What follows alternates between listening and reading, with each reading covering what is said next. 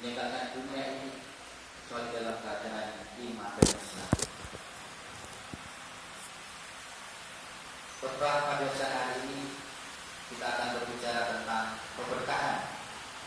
Satu kata yang sudah sangat familiar, satu kata yang bisa kita rasakan, namun sulit untuk kita ungkapkan. Dalam sebuah perjalanan, seorang soleh berdoa, "Ya Allah, berikanlah kepadaku keberkahan di setiap kehidupanku." Kemudian saudara di sampingnya bertanya, "Mengapa engkau tidak berdoa meminta banyak rezeki? Mengapa engkau hanya berdoa untuk mendapatkan keberkahan?" Kemudian si soleh ini berkata, "Allah telah menjamin rezeki untuk setiap makhluk hidupnya, tetapi belum tentu Allah memberikan keberkahan dalam rezeki itu." Hadirin jemaat yang berbahagia, seperti apa makna keberkahan? Kalau kita mencari kata yang mirip dengan berkah, maka akan kita dapati setidaknya 3 kata. Yang pertama adalah mabrur. Mabrur ini digambarkan seperti seekor unta yang duduk dengan nyaman di bawah rindang pohon, bahkan saking nyamannya sampai unta ini berkantuk-kantuk. Yang kedua adalah kata dirka, yang merupakan sebutan untuk sebuah danau atau tempat menampung air. Tidak banyak airnya, tidak penuh, tapi juga tidak sedikit. Tampungan air ini jika diambil airnya tidak pernah terasa surut, terus-menerus mengalir, dan barang siapa yang mengambil air itu merasakan kemanfaatan. Jika diminum segar, terasa hilang haus dahaga. Jika dipakai cuci muka, fresh terasa pada dirinya. Kemudian kata yang ketiga yang berdekatan dengan makna keberkahan adalah al-burokah, untuk menyebut sepasukan atau serombongan atau orang-orang yang teguh dan bersungguh-sungguh dalam berjuang mencari keridhaan Allah. Melihat 3 makna ini yang menggambarkan kedekatan dengan kata barokah, maka kita bisa ambil beberapa kesimpulan. Berarti barokah adalah satu, nikmat, merasakan nikmat yang tiada tara, sebagaimana seperti seekor unta tadi yang duduk nyaman di bawah rindang pohon, bahkan sampai terkantuk-kantuk di tuannya. Nikmat dalam apa? Tentu saja nikmat dalam beramal soleh. Oleh karena itu Imam Nawawi mengatakan berkah adalah kebaikan yang abadi dan terus-menerus. Kemudian disambung oleh Imam Al-Ghazali juga mengatakan berkah adalah bertambah-tambah kebaikan. Jadi merasakan nikmat dalam beramal soleh, dan semakin nikmat dan semakin nikmat, itulah tanda-tanda keberkahan. Maka jika di antara bapak sekalian dalam beribadah kepada Allah merasakan nikmat yang bertambah-tambah, terus bertambah, kenyamanan yang luar biasa dalam beribadah kepada Allah, maka insya Allah penjenengan sudah merasakan apa itu barokah. Maka barokah yang kedua adalah istiqomah dalam beramal soleh, terus-menerus.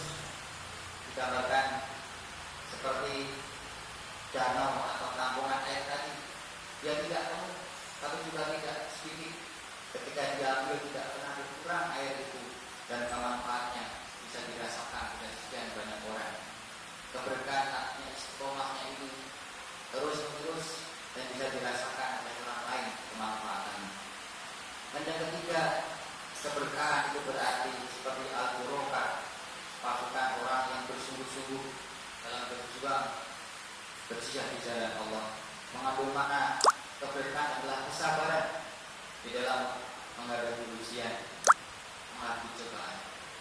Maka kalau ketika hari ini ada dalam diri kita Itulah berarti dalam kehidupan kita merasakan keberkahan.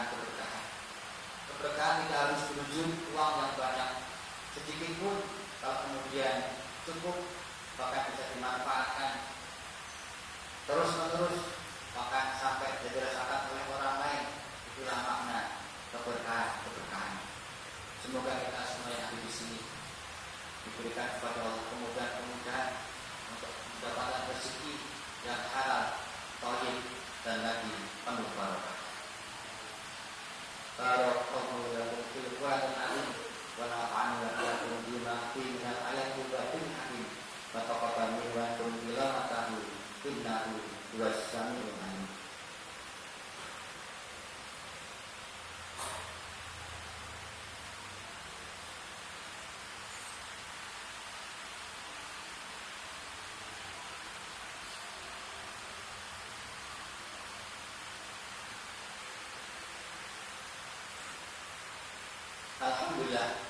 Alhamdulillah rabbil alamin wa nasta'inu ala umuri dunya wad din.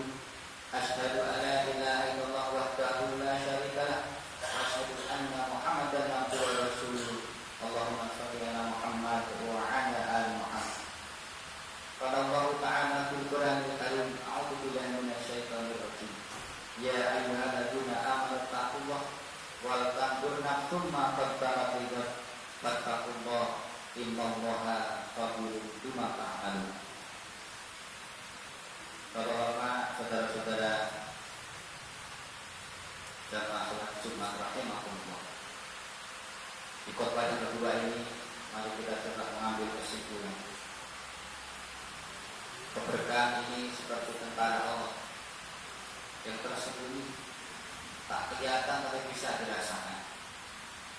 Allah mengirimkannya kepada siapa saja yang dikehendaki, bukan orang-orang yang berpendidikan tinggi, bukan orang-orang yang berpendidikan tinggi, tapi siapapun yang Allah kehendaki akan menikmati keberkahan. Apabila keberkahan itu singgah pada harta, maka harta itu akan mencukupkannya. Betapa banyak orang hari ini merasa kaya, tapi hidupnya terus merasa kekurangan. Dan kita bisa melihat banyak di antara tetangga saudara kita yang seolah-olah hidupnya serba pas-pasan, tapi Allah berikan keberkahan pada hartanya itu, sehingga senantiasa terasa cukup, bahkan bisa berbagi kepada yang lain. Apabila keberkahan itu singgah pada anak, maka dia akan menjadikan anak itu soleh. Tak harus anak yang sekolah di sekolah kemudian, tak harus anak-anak yang lahir dari keluarga yang berada, tapi mungkin anak yang sangat terbatas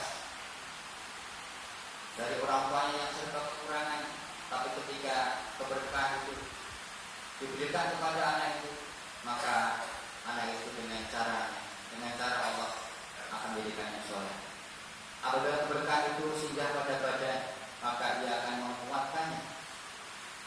Badan yang tidak harus beri makan makanan yang serba mewah, makanan sederhana, tapi ketika badan itu mendapatkan keberkahan, maka keberkahan itu akan menguatkan. Apabila keberkahan itu singgah pada waktu, maka ia akan jadikan usianya selalu bermanfaat untuk orang banyak. Betapa kita melihat hari ini banyak di antara kita waktunya sama 24 jam sehari. 24 jam itu dalam sehari ada orang-orang yang bisa mengurusi satu negeri, satu negara. Tapi juga ada sama 24 jam waktunya, tapi bahkan mengurus dirinya saja tidak mampu dia lakukan.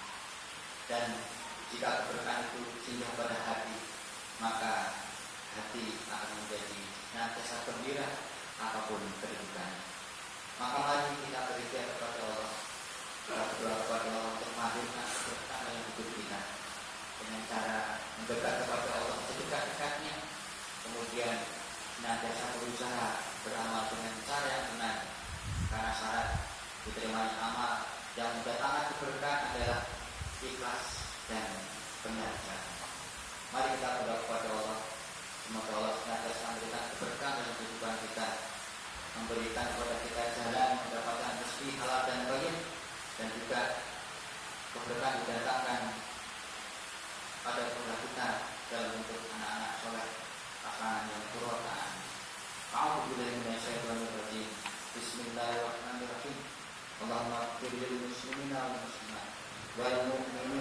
mu'minat al-ahya'i minhum wal amwat innaka ahsanul qaribun mujibud da'wat ya qadiyal hajat.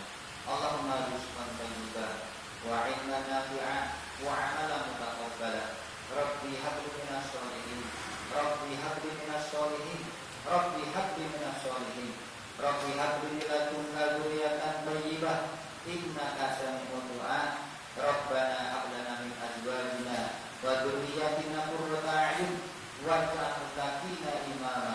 Allahumma ighfir li wa li walidayya warhamhuma kama rabbayani shighara. Rabbana taqabbal minna innaka antas samiul alim wa tub 'alaina innaka antat tawwabur rahim.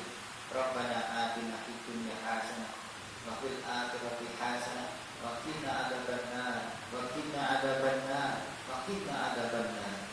Subhana rabbika rabbil izzati amma yasifun wa salamun alal mursalin walhamdulillahi rabbil alamin.